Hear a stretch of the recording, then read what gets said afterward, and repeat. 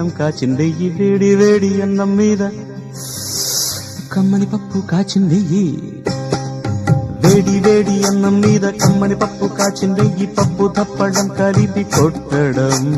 భోజనం వన భోజనం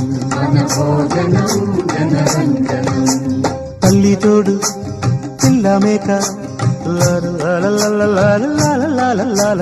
తల్లి తోడు పిల్ల మేక ఆలు మగలు అత్త కోడలు బాసు బంటూ ఒకటేనంటూ కలవడం భోజనం వన భోజనం